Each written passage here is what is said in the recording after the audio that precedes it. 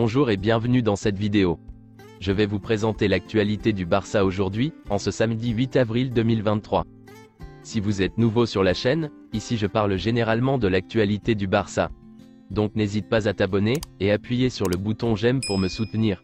Merci, et commençons.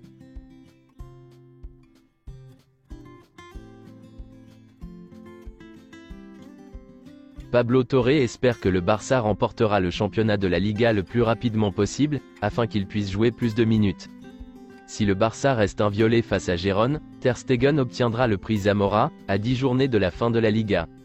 Le tribunal espagnol a ordonné au FC Barcelone de verser une indemnité de 300 000 € à Pancho Schröder, directeur financier du Barça sous l'ère Bartomeu, que Laporta a licencié quelques semaines seulement après avoir pris les rênes du club. Compte tenu des difficultés économiques, Xavi trouvera une solution pour améliorer l'équipe, avec le soutien des joueurs de la Masia, tels que Alex Garrido, Chadi Riyad, Lamine Yamal, Estanis Pedrola, et Arnaud Tenas. Le président Laporta a personnellement envoyé une lettre aux présidents de la FIFA et de l'UEFA, Gianni Infantino et Alexander Ceferin, leur demandant de ne pas participer à la campagne médiatique menée contre le Barça en raison de l'affaire Negreira, et de cesser de faire des déclarations publiques à ce sujet. La Liga envisage d'assouplir les règles du fair play financier cet été, car de nombreux clubs sont en difficulté. Toutefois, la situation du FC Barcelone est tellement critique, qu'il devra procéder à de nombreuses autres opérations financières pour pouvoir recruter des joueurs. Sergio Busquets a demandé au club plus de temps, pour décider de l'offre de renouvellement. Il attend une offre massive de l'Arabie Saoudite, qui n'est pas encore arrivée. Xavi fait pression pour qu'il reste.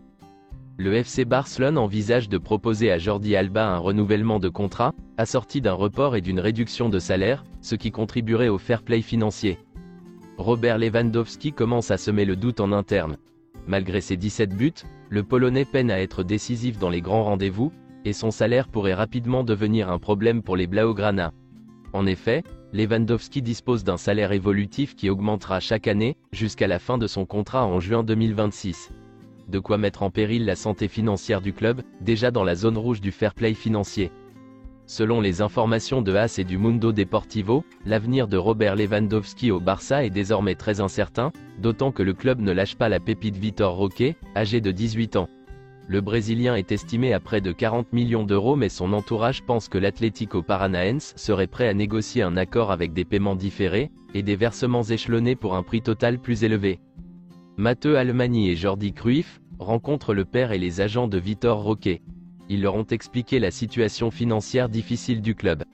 La priorité du joueur est de jouer pour le Barça, et son entourage presse le club de se rendre personnellement au Brésil, pour négocier son transfert. Xavi veut signer Messi, mais il demande à l'équipe de recruter davantage de joueurs de qualité, en particulier en attaque. La semaine prochaine, les membres du conseil d'administration du FC Barcelone rencontreront les dirigeants de la Liga, pour discuter d'un plan financier détaillé visant à réduire les salaires et à vendre des joueurs, afin de réduire la masse salariale et de permettre au club de signer Messi. Le Barça est optimiste. Le FC Barcelone n'entamera pas de négociation avec Messi, tant qu'il n'aura pas cessé de négocier une prolongation de contrat avec le PSG. Le Barça serait prêt à offrir à Messi un contrat d'1 an. Ce serait intéressant d'un point de vue économique, et ils sont optimistes quant à la possibilité de parvenir à un accord.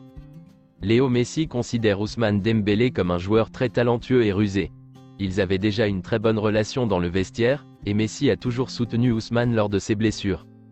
Messi et Gavi n'ont pas passé beaucoup de temps ensemble, mais Messi admire le talent du jeune joueur.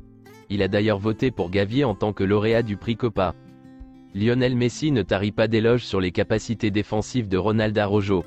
Araujo apprécie beaucoup Messi, car Messi et Suarez l'ont beaucoup aidé lorsqu'il a été promu en équipe première. Pour Messi, Pedri est l'un des meilleurs talents du football mondial. Ils ont pris plaisir à se chercher l'un l'autre, pendant la courte période où ils ont joué ensemble. Dans le vestiaire du Barça, Messi est très ami avec Sergio Busquets et Jordi Alba, partage une grande relation avec Sergi Roberto et Ousmane Dembélé, et admire les jeunes talents que sont Pedri, Gavi et Araujo.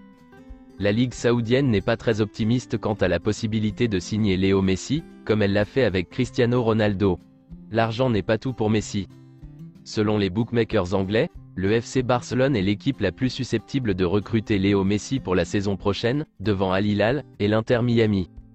Déclaration de Ronaldinho, à propos du retour de Messi au Barça.